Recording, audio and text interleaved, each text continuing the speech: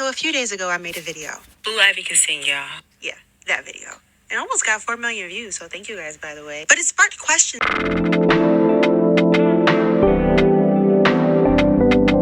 about Beyonce's Protégé. Oh, no, the other one.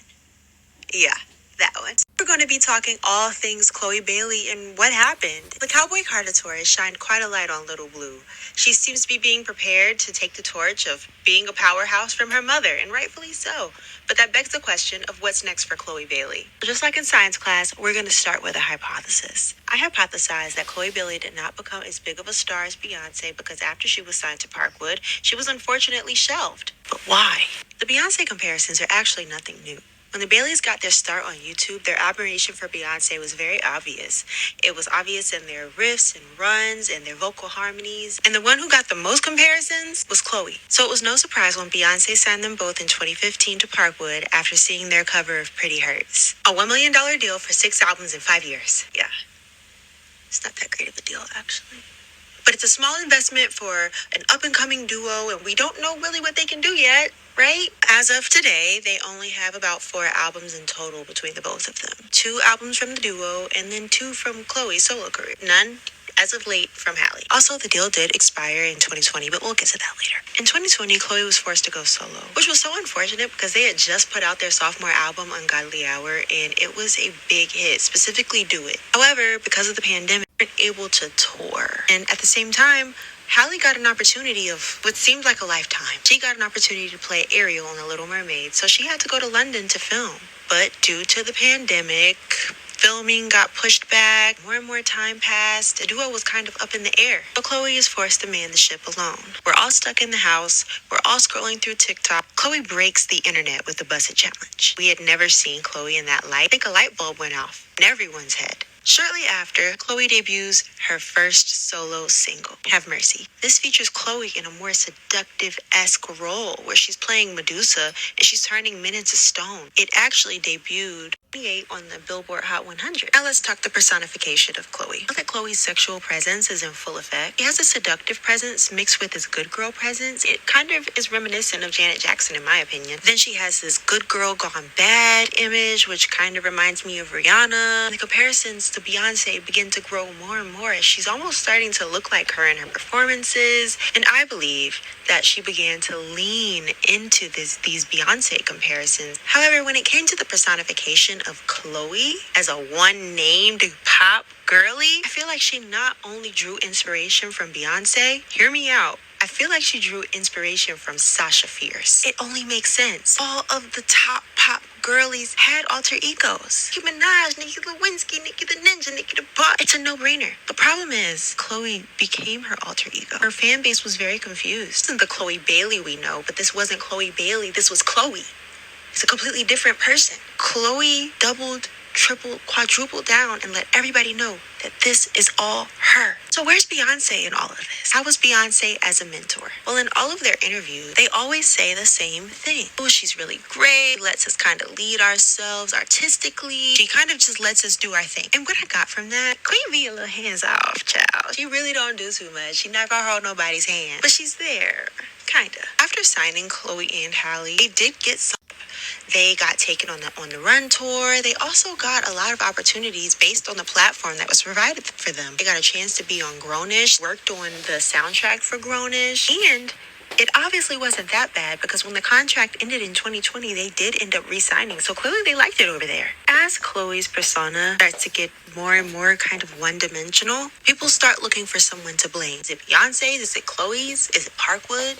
Well, now let's break down their roles. Parkwood manages her as an artist. They're responsible for her production, her management, and her overall artistic direction. Fun fact, Parkwood actually produced Obsessed and Cadillac Records. And then there's Columbia Records. They're responsible for distribution, marketing, and promotion of all singles and albums. When it comes to the marketing behind Chloe's albums, I don't believe that it's only Parkwood to blame. I believe that it's a marriage between all three. This is important to remember when we think about Chloe's tour.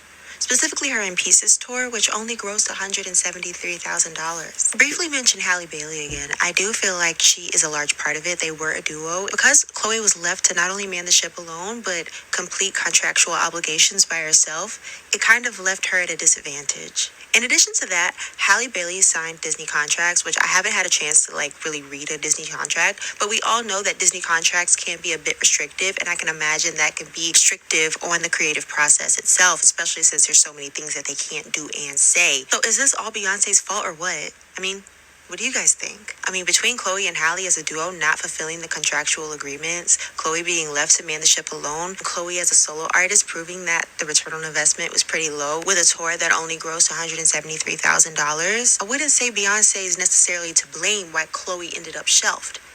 Because she kind of did. I think it's just business. And as far as Chloe's sexual debut, it's hard to blame Beyonce for that either. In all of the videos, Chloe was very adamant about Beyonce being kind of hands off, which, I mean, if you really want to throw some blame, we all know sex sells, and I think everyone involved saw an opportunity to recoup some money, and he kind of just went with it. All in all, Chloe and Halle, as a duo and as solo artists, got a great opportunity being signed with Parkwood. They got a lot of visibility. Halle went on to be a movie star, and Chloe is still very young herself and has plenty of opportunity to grow as a solo artist in her own right with her own torch. In my research, I got a chance to listen to a lot of Chloe's music. One of the songs I really enjoyed was All I Got. It was a beautiful song, but you could really tell with the music video quality that the money ran out. But we all know that Chloe is not short of talent. My light just went out, but if you enjoyed our conversation about Chloe Bailey and Beyonce, definitely tap in below.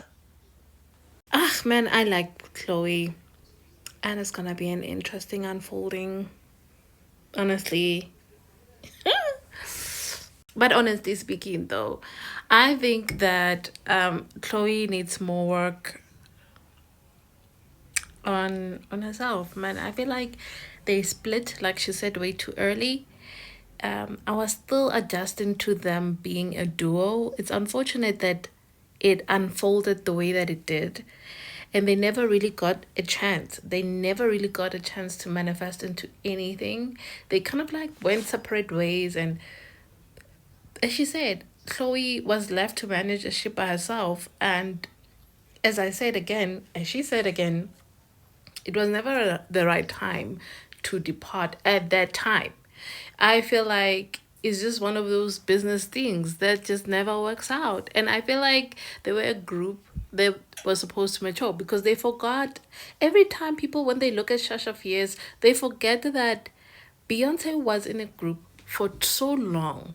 She developed, and then she had to find her way as an individual artist. And that happened in the late 2000s, midway 2000s, or probably early 2000s, but it happened right about coming out the 90s, where group thingies were starting to literally like fall out, and people were going like, that's when Beyonce started venturing out in her own career.